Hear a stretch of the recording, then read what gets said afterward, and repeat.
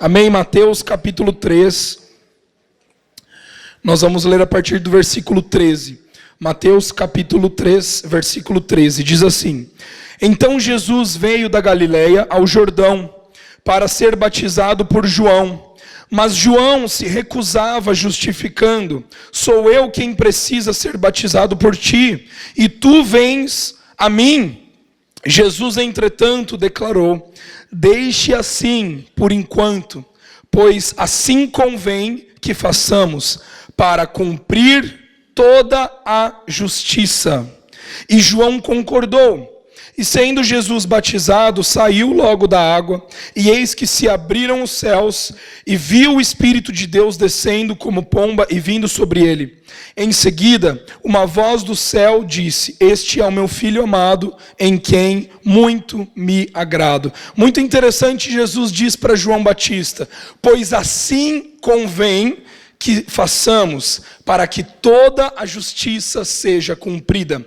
Você vai ver desde o Antigo Testamento que muitas palavras elas são liberadas, muitas promessas são liberadas, e em todas elas Cristo cumpre todas as coisas. Não houve nenhuma palavra, nenhuma promessa que Deus liberou, que Deus entregou, que não fosse cumprida na palavra. Não houve uma coisa sequer que Deus tenha dito que não tenha vindo a se cumprir, porque toda palavra que sai da boca de Deus, essa palavra vem à existência, essa palavra se cumpre, essa palavra se realiza. As promessas de Deus nunca falham. E a promessa no singular, ela nunca falha, ela não se tarda, na verdade ela já aconteceu. A promessa é Jesus Cristo. A promessa de que nós ouvimos no Antigo Testamento por muitos homens, que Deus prometeu, essa promessa ela veio se cumprir em Cristo Jesus. Amém? Vamos orar então para a gente continuar. Senhor Jesus, nós te agradecemos por essa noite, nós te agradecemos pelo teu amor que está aqui entre nós. Nós te agradecemos porque já podemos testificar de uma presença transformadora. Obrigado pelo seu amor e pela sua paz e pela sua justiça que está aqui nessa noite. Obrigado por cada pessoa que se encontra aqui.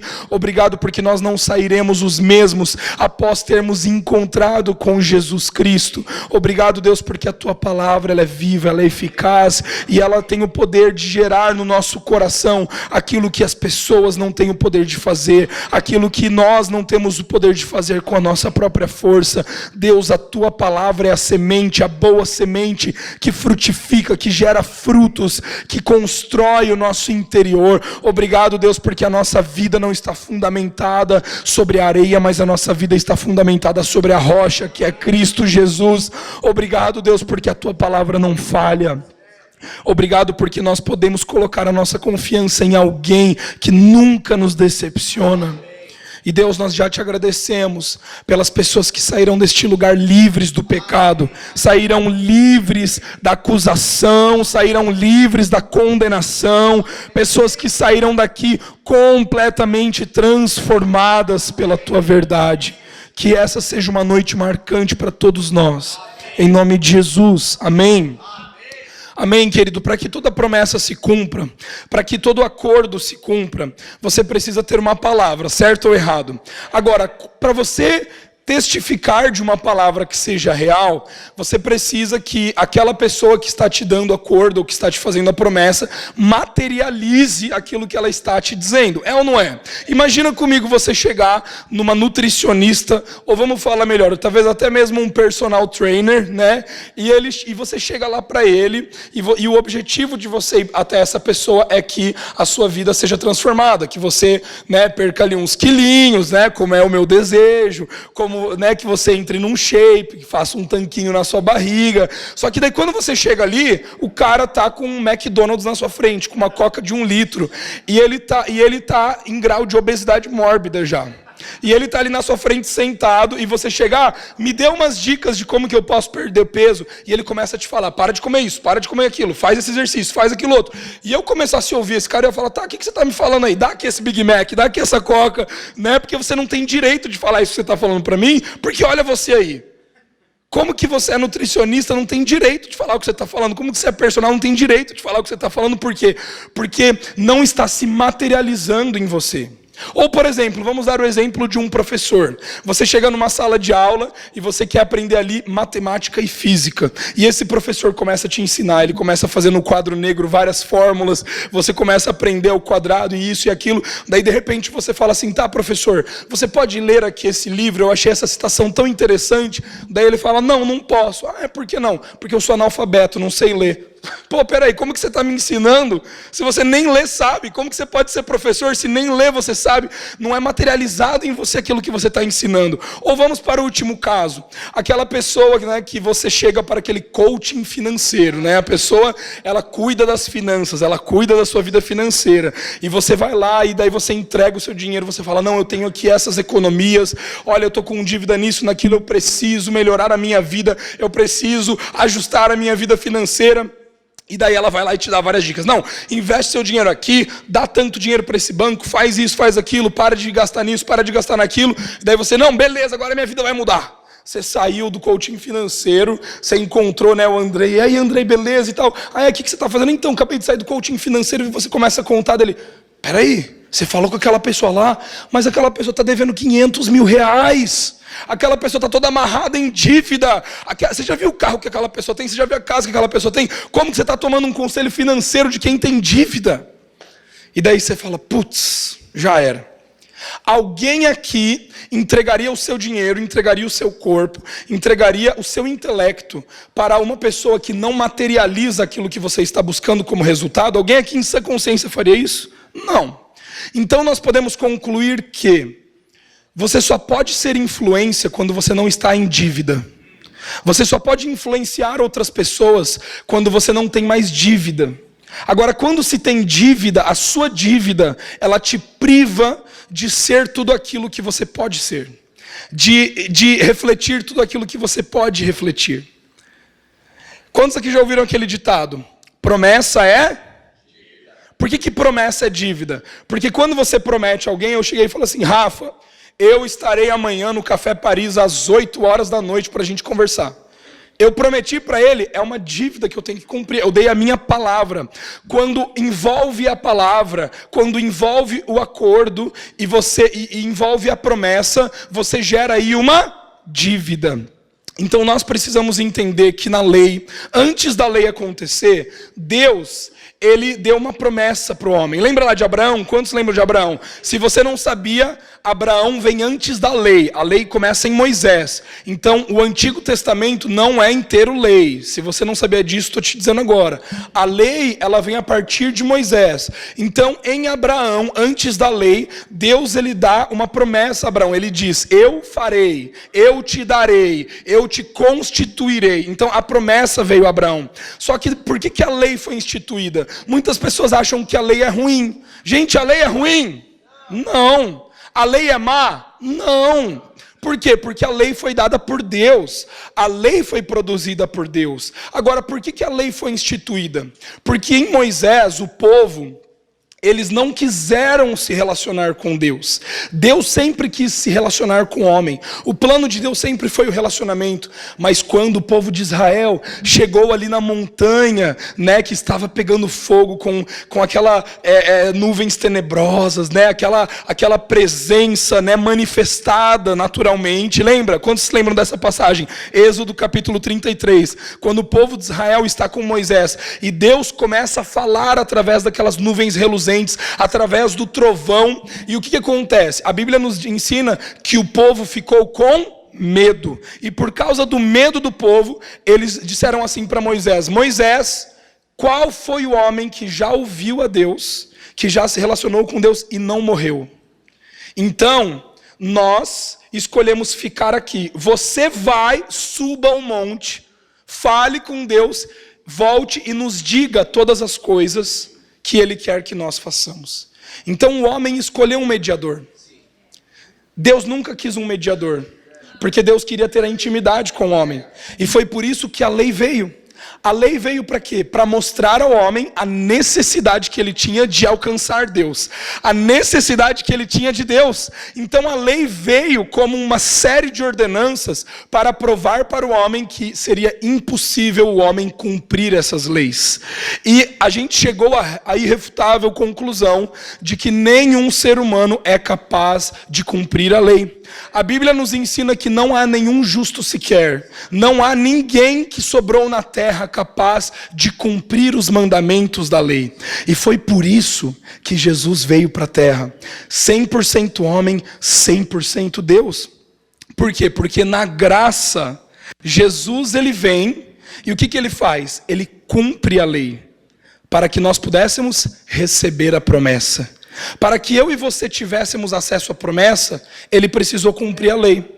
Na lei, o homem tentava cumprir a lei para alcançar a promessa, dizendo, como quem diz, Deus, eu vou cumprir, eu vou fazer, eu vou ser quem subirá ao monte santo do Senhor, quem tiver mãos limpas e um coração puro. Só que ninguém tinha, ninguém podia, porque ninguém era perfeito o suficiente como Jesus foi.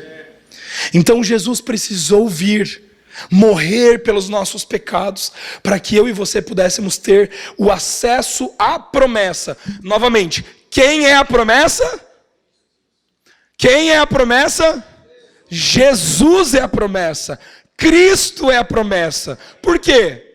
O dinheiro é a nossa promessa? Não. Prosperidade é a nossa promessa? Não.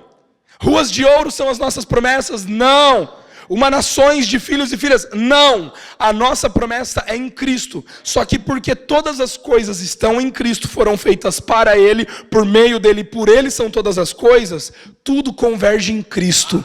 Tudo vem de Cristo e tudo volta para Cristo. Ou seja, a prosperidade está em Cristo. A generosidade está em Cristo. A santidade está em Cristo. A pureza está em Cristo. Mas nós nunca poderíamos ser puros, santos, completos, generosos sem Cristo. Porque nós não somos perfeitos. Porque nós não éramos santos, nós não éramos completos. Então Jesus teve que vir. Quero ler com vocês alguns versículos mais para a gente continuar nesse entendimento, conversar sobre esse assunto.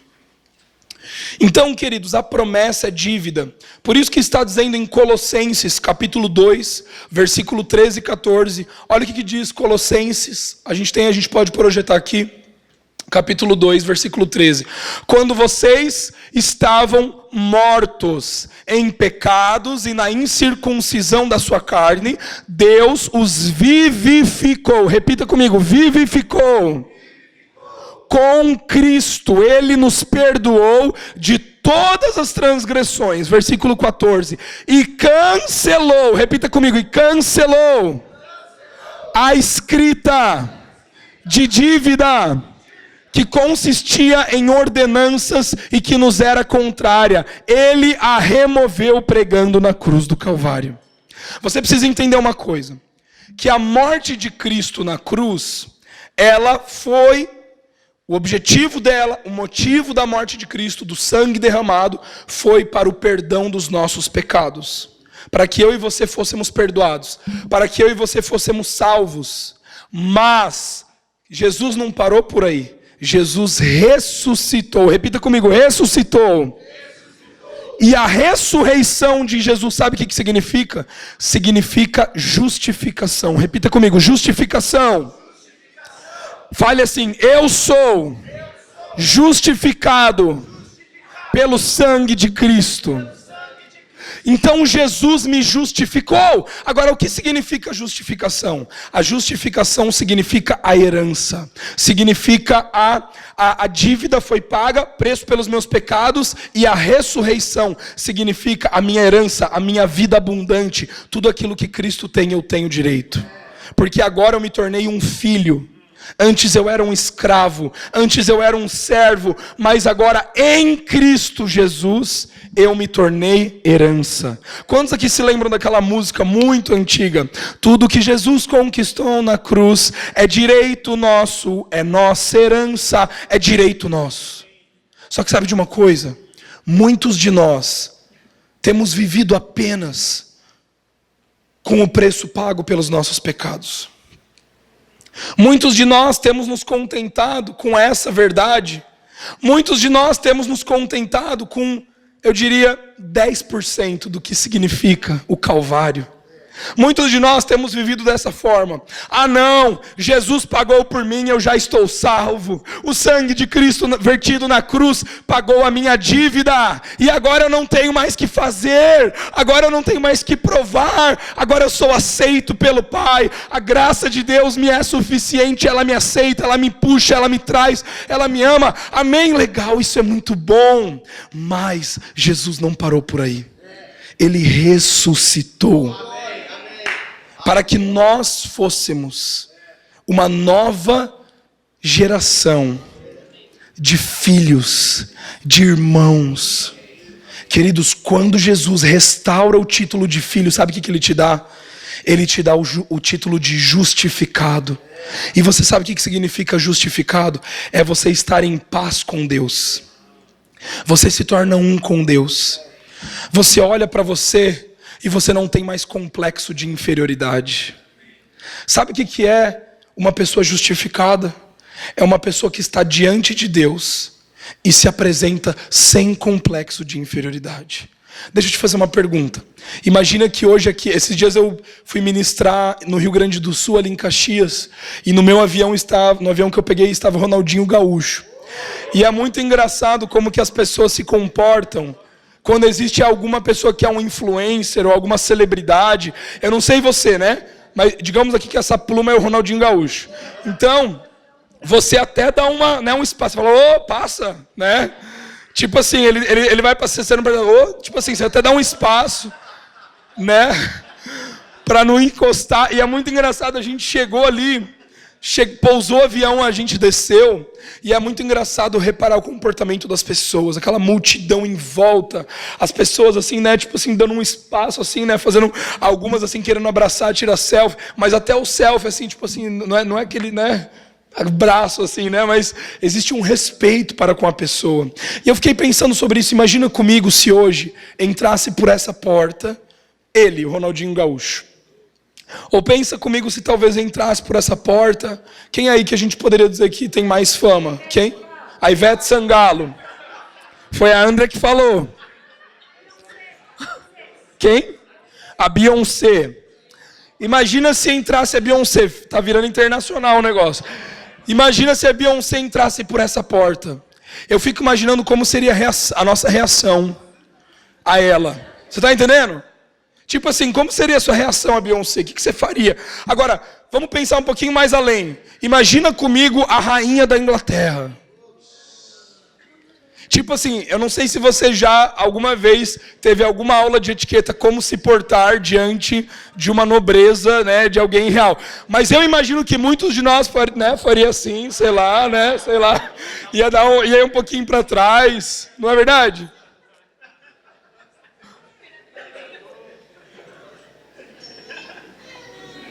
Alguns iam deitar no chão e falar, não, me usa de tapete. Vai, Beyoncé, pisa. Pode dançar aqui em cima, Beyoncé, nas minhas costas, eu estou aqui de tapete. Mas sabe, queridos, eu fico pensando nisso. E se Jesus entrasse por essa porta hoje? Se Deus entrasse por essa porta hoje, Tássia? Júlia, se Deus entrasse hoje aqui, de uma forma, manifestado de forma física, tá?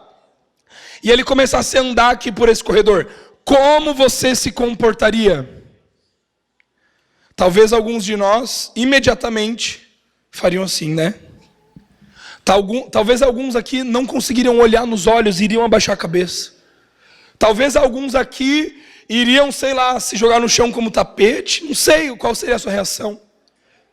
Mas deixa eu te falar uma coisa, querido. A justificação nos possibilita... Vem aqui, Palma. A justificação nos possibilita... Fica aqui parado para mim. A justificação nos possibilita... Presta atenção que isso é muito importante. A justificação te possibilita chegar na presença de Deus e não sentir complexo de inferioridade. Olhar face a face. Olhar olhos nos olhos. Porque a gente pensa, não, eu faria isso. Mas isso seria uma falsa humildade.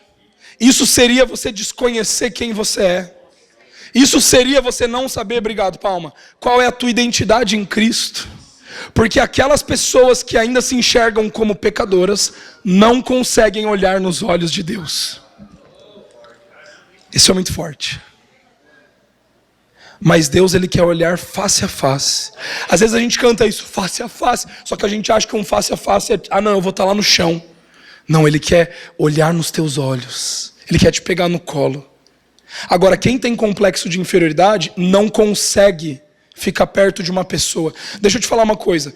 O que é complexo de inferioridade, Maicon, para você? Complexo de inferioridade não é você achar que você é uma coisa menos e você realmente não é aquilo que você acha que você é, tá entendendo?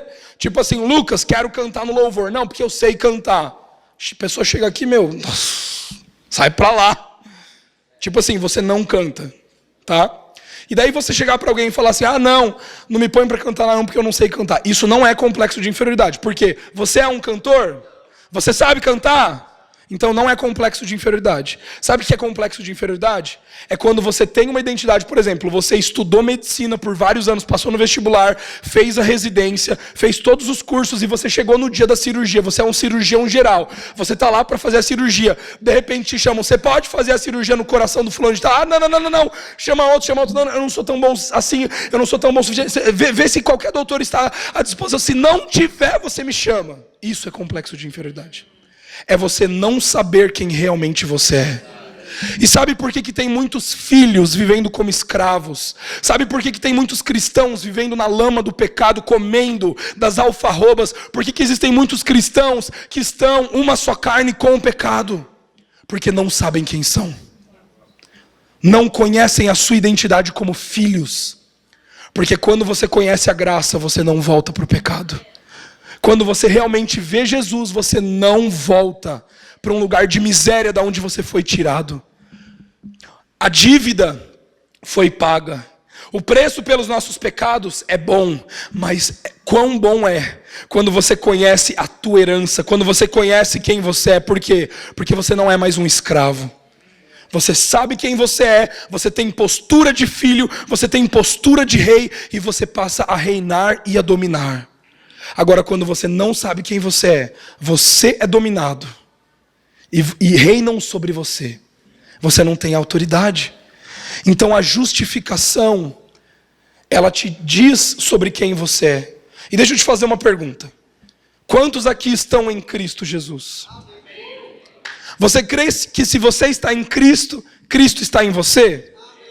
Você crê que quando a Bíblia diz que nós somos uma só carne com Cristo? Quando você está entendendo onde eu estou querendo chegar? Se você está em Cristo, Cristo está em você, nós somos uma só carne com Cristo, então nós somos? É por isso que quando Paulo vai para a igreja de Coríntios, aquela igreja mundana, onde pai está dormindo com a esposa do filho, aonde imoralidade sexual para todo lado, práticas sexuais totalmente erradas, Paulo chega para os coríntios e fala assim, galera, vocês não sabem que quando vocês se deitam com outra pessoa, vocês estão levando Cristo junto com vocês? Porque vocês já são uma só carne com Ele. E você fere o corpo de Cristo quando você faz isso. Por que muitos de nós temos comportamentos errados? Por que muitos de nós ainda nos comportamos como o nosso velho homem? Por que muitos de nós ainda continuamos vivendo como nós éramos antes de conhecer a Cristo?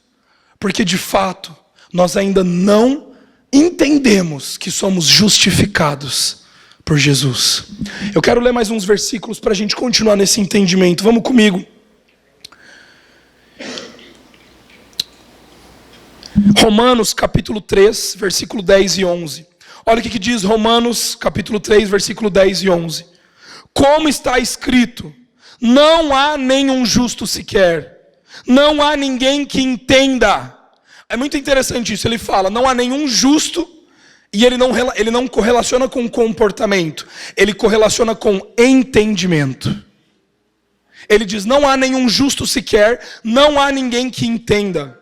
Querido, a pessoa que é religiosa o suficiente para dizer que a graça não basta, para dizer que a graça é uma mensagem ou uma ideia, para dizer que a graça faz parte de algo, mas não é tudo, é porque não entende justificação, é porque não entende Cristo. Porque deixa eu te falar uma coisa, a graça não é uma mensagem, a graça não é uma ideia, a graça não faz parte de uma pregação, a graça é o evangelho de Cristo Jesus.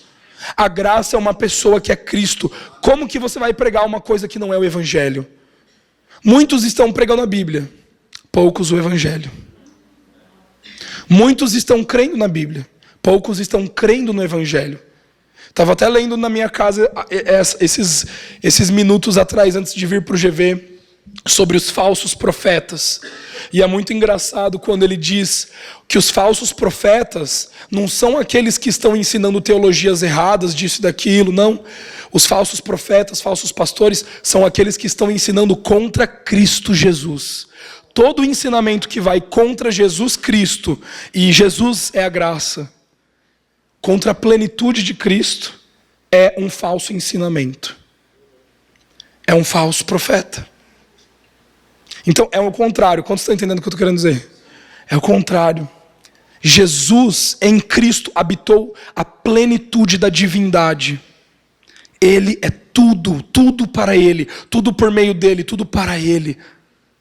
Através dEle são todas as coisas. Então, queridos, eu e você somos justificados em Cristo Jesus. Olha o que diz Romanos, capítulo 4, vai comigo lá para Romanos capítulo 4, versículo 1 ao 5. Portanto, que diremos ao nosso antepassado Abraão? Se de fato Abraão foi justificado pelas obras, ele não tem do que se gloriar.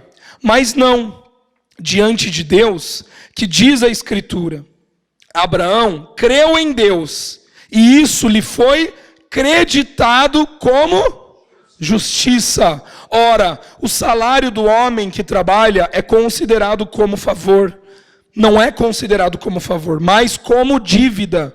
Todavia, aquele que não trabalha, mas confia em Deus, que justifica o ímpio, sua fé é creditada como justiça. Querido, deixa eu te dizer uma coisa. A justiça de Deus não vem pelo meio do merecimento. A justiça de Deus não vem porque você sabe mais, porque você conhece mais, porque você é mais bonito, porque você faz melhor, porque você é um cristão, é melhor do que qualquer outro. Não, a justiça de Deus vem pela crença. Repita comigo, aquele que crê é justificado. Abraão creu, por isso foi justificado. Agora você precisa entender uma coisa, você não tem mais dívida. Você não tem mais dívida. Não existe mais dívida para você pagar. A graça, ela quitou a sua dívida. Querido, quando Jesus morre na cruz, deixa eu te falar uma coisa, ele não paga apenas o seu saldo devedor, mas ele chega e ele deixa a sua conta no positivo. Mas como se não bastasse, não é positivo, é positivo ilimitado. Você tem ideia de que você está assentado nas regiões celestiais em Cristo Jesus? E você é co-herdeiro com Cristo. Isso significa que tudo que Ele é, você é.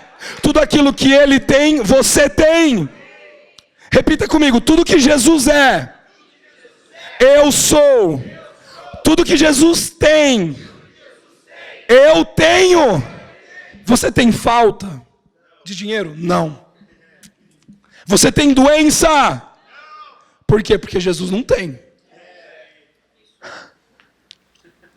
Você tem tristeza? Por quê? Porque Jesus não tem. Querido, Jesus pagou a sua dívida. Só que sabe, quando nós vivemos uma vida com Deus, onde nós nos sentimos responsáveis por pagar por algo que nós fizemos no nosso passado, pelo nosso pecado, por onde nós estávamos, nós nos sentimos responsáveis por fazer, por ser alguma coisa, para pagar alguma coisa. Isso não paga a nossa dívida. A gente fica tentando, a gente não sai do lugar. Agora, quando nós entendemos que a nossa dívida foi paga, o que acontece? Acontece que nós podemos viver uma vida em abundância. Um exemplo muito legal que eu gosto de dar é um pai trilionário. Imagina comigo que o seu pai é trilionário. Ele é o homem mais rico, bilionário, trilionário de francos suíços. Não é nem de dólar, é de francos suíços, a moeda mais cara do mundo. Eu acho que é essa. Não tenho certeza. Agora, falei, mas não tenho certeza. Imagina, querido, que você tem esse pai. Agora vem aqui, Arael. Vem aqui, Palma, de novo. Eu tenho aqui 2 filhos e eu sou esse pai trilionário. Pode virar para a galera. Eu dou aqui, esse daqui não está solteiro, mas esse daqui tá bom? Quem quiser. Então, olha aqui. Eu dou para esse filho, eu dou para o Arael um cartão de crédito. Sem limites. E eu dou aqui para o Palma, o meu outro filho, um cartão sem limites. Eles têm o mesmo pai, concorda comigo? O pai mais rico do mundo, concorda comigo? Por eles terem um cartão de crédito ilimitado, com uma conta ilimitada, você concorda comigo que eles podem comprar o que eles quiserem? Mas o Arael, o filho número 1, ele chega, ele vem no mercado, e ele vai lá, no mercado não, ele vai lá no McDonald's. Vai lá no McDonald's. E daí ele vai lá e ele fala, não, qual é o do dia? Qual é o lanche mais barato que você tem? Não, então agora pega esse lanche e faz sem batata e coca para ficar mais barato ainda. É esse que eu quero. Ele vai lá, passa o cartão. Já o Palma vem no mesmo McDonald's aqui, chega lá, fala assim, não preciso nem passar o aplicativo, me vê aí 3 Angus, me vê aí adicional de tudo que tiver, batata com bacon, me vê aí, e me vê aí uns 10 McLanche felizes que eu vou dar pra criançada ali. E o Mateus vai lá e passou o cartão. Você concorda comigo que os 2 têm o mesmo pai trilionário? Os 2 têm o mesmo recurso? E os 2 têm a conta ilimitada, certo? Beleza. Chegou aqui na concessionária.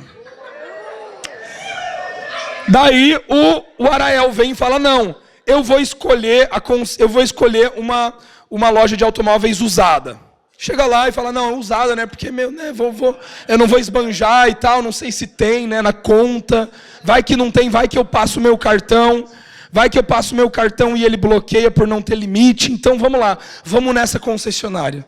Vai lá e fala, ó, me vê aquele carro que está andando, mas não precisa, né?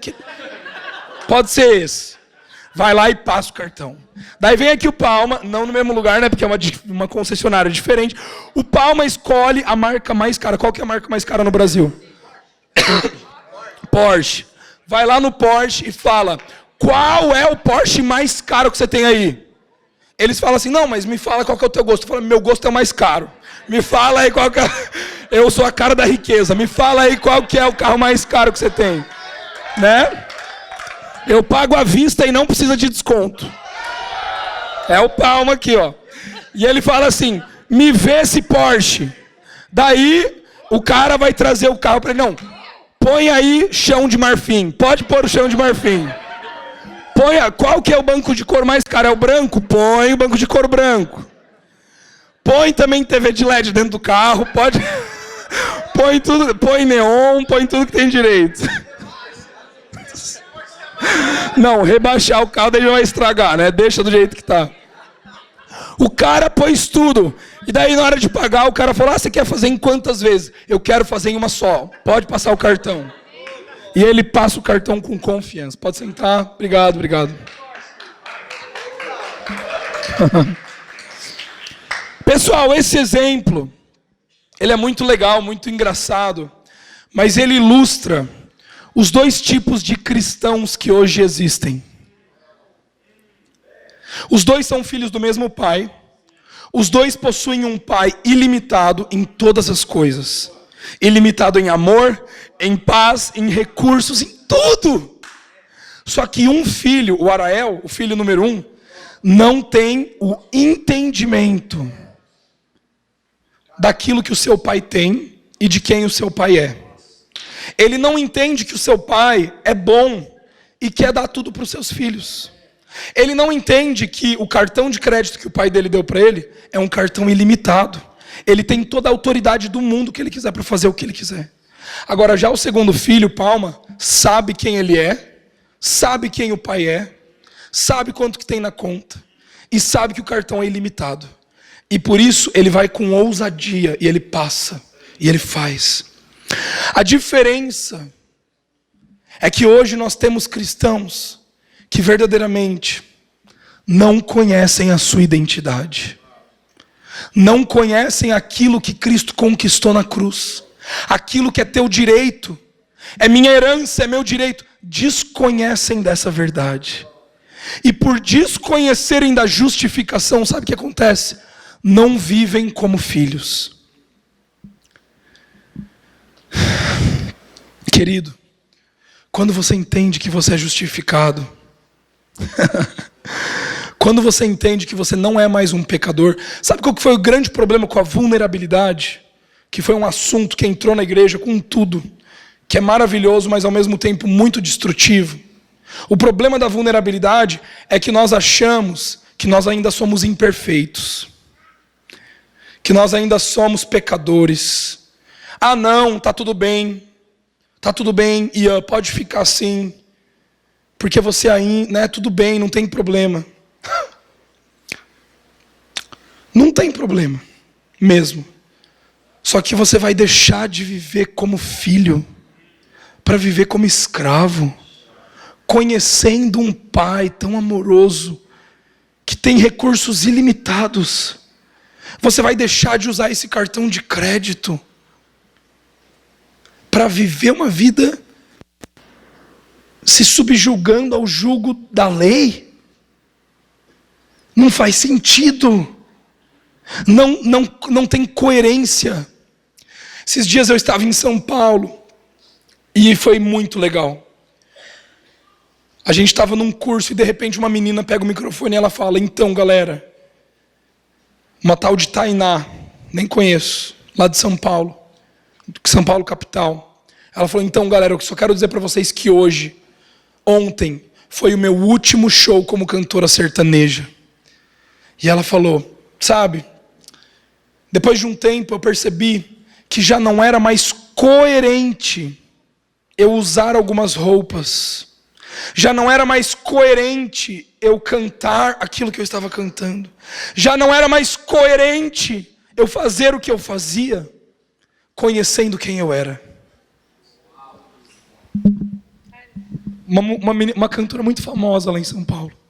E ela deu esse testemunho. Gente, quando ela deu esse testemunho, eu falei: meu Deus, daqui a pouco a gente vai viver isso lá em Floripa.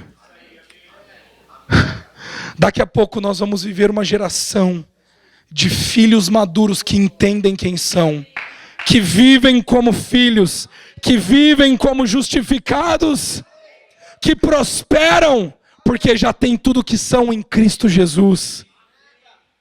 Querido, quando você entender que você não precisa de mais nada para ser quem Deus te chamou para ser, quando você entender que você já tem tudo que você precisa para ser exatamente quem Deus te chamou para ser, você começa a fluir, você começa a viver uma vida diferente do que você vivia. Sabe, nenhum de nós consegue vencer o pecado,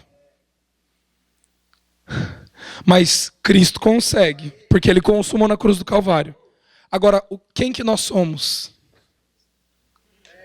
Nós somos um com Cristo. Gente, o velho homem morreu, não morreu? Todas as coisas se fizeram novas. Então por que a gente ainda acha que tem carnalidade aqui dentro?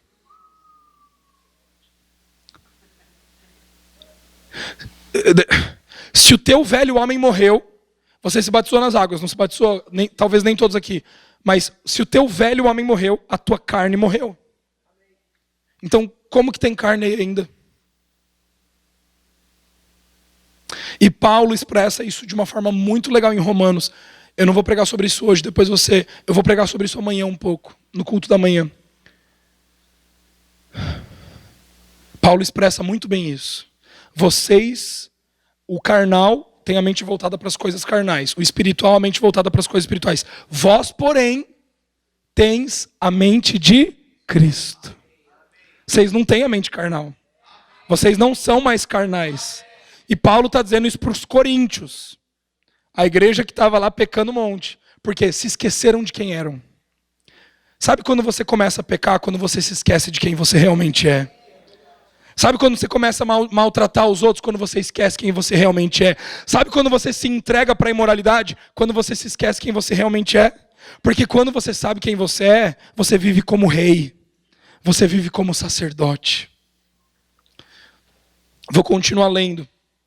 1 João, capítulo 2, versículo 29, diz: se vocês sabem que Ele é justo, saibam também que todo que pratica a justiça é nascido dEle.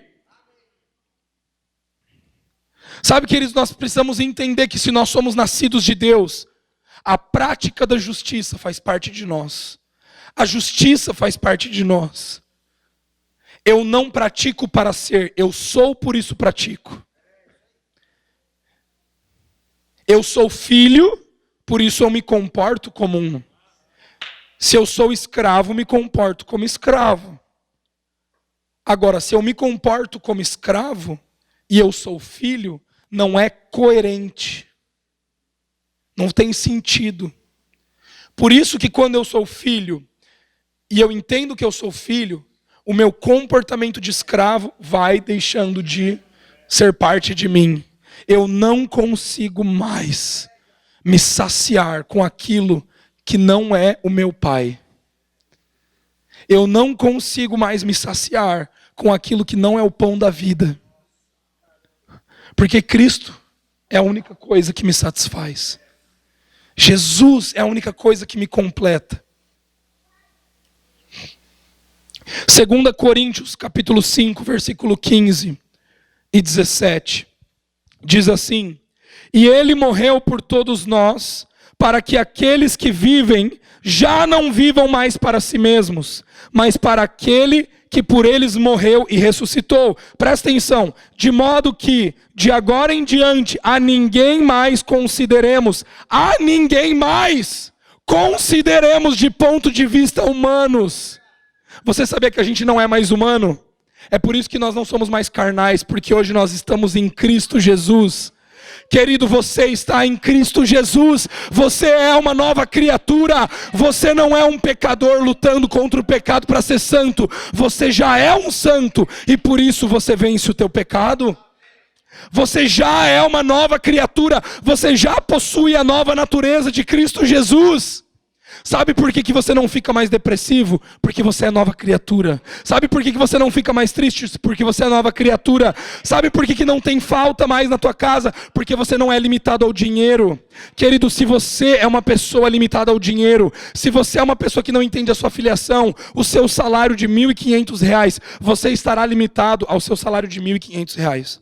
Mas quando você entende que você é filho, você tem a mente de Cristo é ilimitada. Você não é mais limitado a R$1.500. Você tem recursos ilimitados. Isso é prosperidade.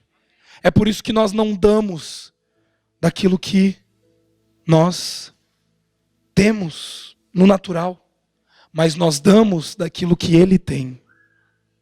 Eu não sou aquilo que naturalmente eu tenho, porque muitas vezes você está triste. Mas você pode ser alegre, porque Ele é a tua alegria. Você pode ser paz, porque Ele é a tua paz. Quantos estão entendendo aqui? Continuando esse texto. De modo algum, de agora em diante, a ninguém mais consideremos do ponto de vista humano. Ainda que antes tenhamos considerado Cristo dessa forma, agora já não o consideramos assim. Porquanto, se alguém está em Cristo, repete comigo, se alguém está em Cristo, é nova criação. Repete comigo, eu estou em Cristo, eu sou nova criação. Tudo que Cristo é, eu sou. Tudo que Cristo tem, eu tenho. Quem está em Cristo, nova criatura é.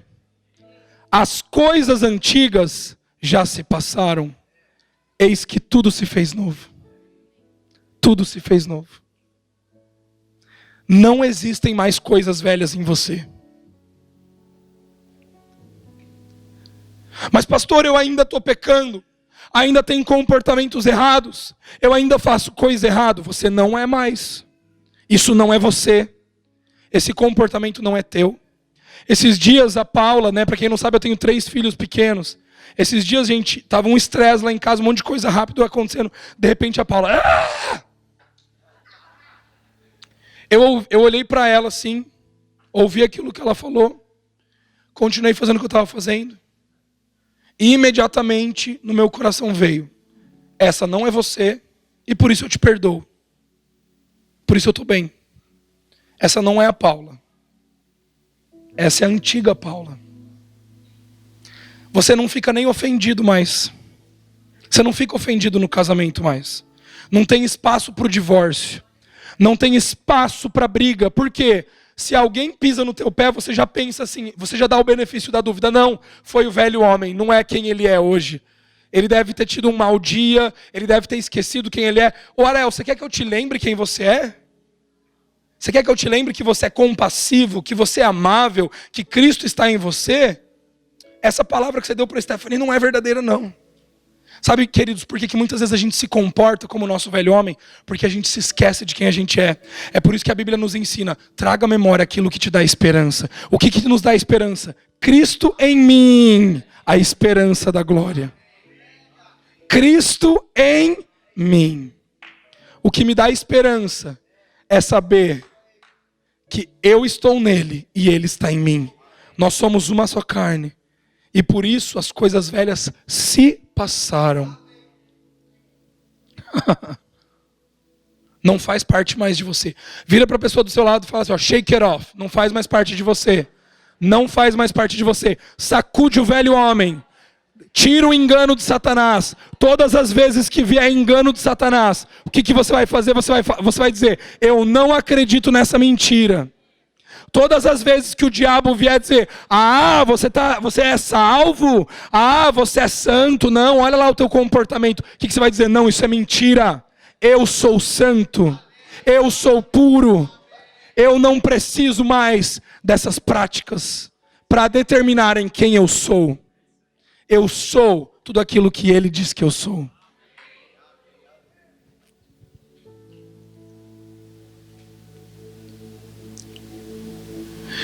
Romanos, voltando para Romanos capítulo 4, lá no final, versículo 20, diz assim: as palavras lhe foi creditado, não foram escritas apenas para ele, para Abraão, mas também para nós, a quem Deus creditará justiça. A nós que cremos naquele que ressuscitou dos mortos, a Jesus nosso Senhor. Quem crer. Existe fazer ali? Crer. Qual é o nosso trabalho? Repita comigo, qual é o nosso trabalho? O que você precisa fazer? Acreditar. Acreditar que a obra de Cristo Jesus na cruz do Calvário foi suficiente para pagar pelos teus pecados e para restituir uma posição de paz com Deus. E olha o que termina dizendo o versículo 25.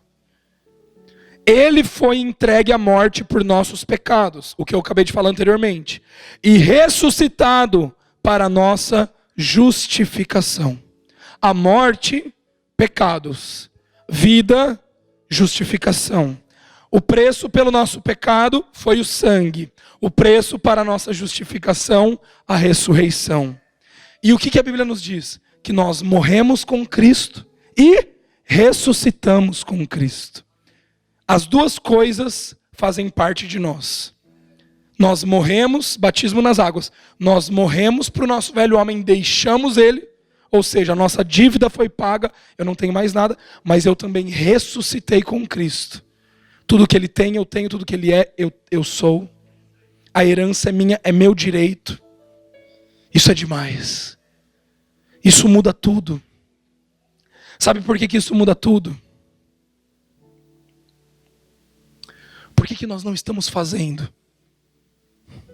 Por que nós não estamos tendo obras de justiça? Aí vem a pegada. Aí vem a pegada. Se você não está fazendo, é porque você não entendeu ainda quem é a graça.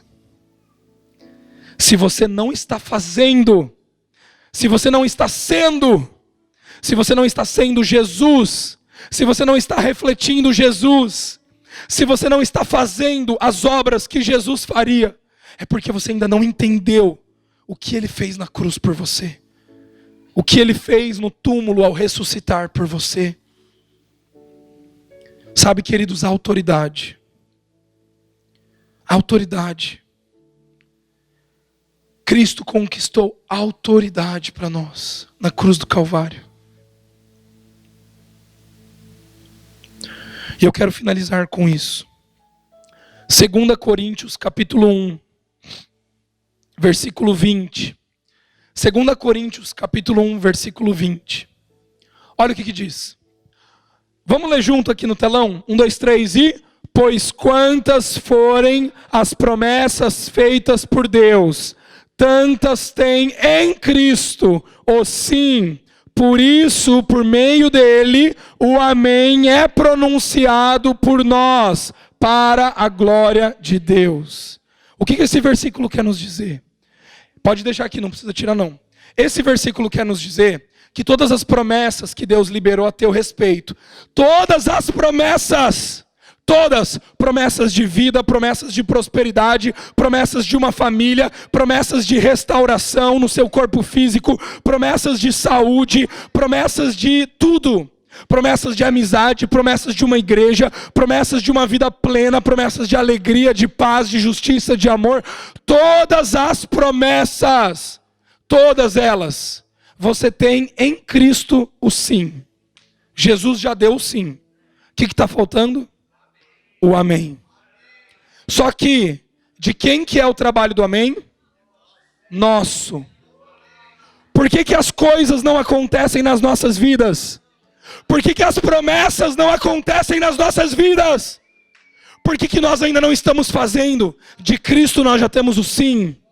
De Cristo já temos o sim. Mas por que não se passa? Por que nós não vemos as coisas?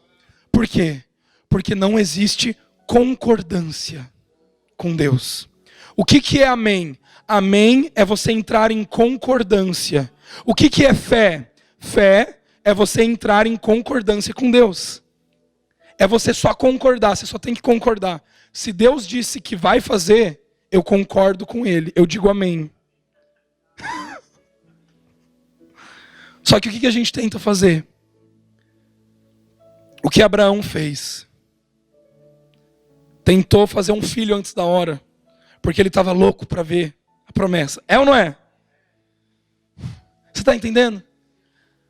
Tem a ver com o nosso amém. Tem a ver com o nosso amém. Quando você entende que você é justificado, você só diz amém para as coisas de Deus. Então deixa eu te fazer uma pergunta. Por que você está orando? Deus, você pode curar minha doença? Deus, você sabe o que é? Eu estou com uma doença aqui no meu apêndice. Você pode curar o meu apêndice? Será que você pode ser misericordioso o suficiente para me curar? Não tem sentido essa oração. Por que não tem sentido? Porque de Cristo nós já temos o sim. Nós só temos que concordar com Ele. E como que você concorda com Deus quando você vai orar? Você já agradece pela cura que Ele já fez. Deus, eu te agradeço pelo meu apêndice curado. Ele já está curado. Os médicos só não sabem ainda, mas ele já está curado. Quando você se comporta dessa forma, o mundo à sua volta se transforma. Quando você se comporta dessa forma, a violência para de acontecer. Por quê? Porque você se torna um canal de diminuição da violência. Esses dias o Rômulo pregou, um amigo meu pregou, eu achei muito legal. Ele falou assim: você quer ver ruas de ouro? Você quer ver ruas de ouro, como diz no céu? Isso já é teu. Então, tira essa promessa e começa a fazer ruas de ouro. Coloca essas ruas de ouro debaixo dos teus pés. O problema é que muitas vezes a gente acha que é impossível algumas coisas de acontecerem. Mas aquilo que é impossível para o ser humano é possível para Deus. E quando a gente limita ele aos R$1.500, você está usando um cartão de crédito ilimitado, sem consciência. Daí você não usa, você vive uma vida de pobreza. Deixa eu te perguntar uma coisa. Aonde você investiria o seu dinheiro? Numa pessoa que tem mentalidade de pobreza? Ou você investiria o seu dinheiro numa pessoa que tem uma mentalidade de nobreza? O pobre, o que ele vai fazer? Ele vai segurar esse dinheiro. Ele vai guardar no baú. Porque ele pode perder, ele tem medo de perder. Não, eu vou guardar isso daqui porque amanhã é melhor eu devolver esse dinheiro do jeito que está. Ele me deu R$10, eu vou devolver R$10 do que eu fazer besteira com isso, perder, entrar em dívida, meu nome vai para o Serasa, depois eu não posso fazer minhas parcelas na Magazine Luiza. Então é melhor eu guardar o que eu tenho. Agora, o que a mentalidade de nobreza faz? Ela vai pegar esse recurso. E o que ela vai fazer? Ela vai semear. Semear. Quando você semeia aquilo que você ganha, o que acontece? Essa semeadura, ela se multiplica. Sabe, queridos, você precisa entender uma coisa. Quando você recebe o seu salário no final do mês, você não está recebendo uma quantia monetária. Você está recebendo uma semente. O que você tem feito com essa semente? Uma mentalidade de pobreza vai olhar para a semente e vai falar: não posso ser generoso porque, só ganho isso. Deixa que o fulano de tal seja mais generoso com as pessoas. Eu não tenho para dar. Sempre está faltando. Sempre. Agora a mentalidade de nobreza, o que ela pensa? É para dar? Eu vou dar. Porque eu já tenho. É para ser? Eu vou ser. Porque eu já sou. Sabe, queridos? Vocês, eu, todos nós, estamos em Cristo Jesus. Estamos em Cristo Jesus. Nós não somos mais escravos. Nós somos justificados. E agora nós vamos ter o momento da música. Assim como a Bíblia nos diz, cri, por isso falei. Agora nós vamos falar todos juntos. Nós vamos declarar todos juntos as verdades que nós acabamos de aprender. Amém? Quero pedir para que você fique de pé no seu lugar.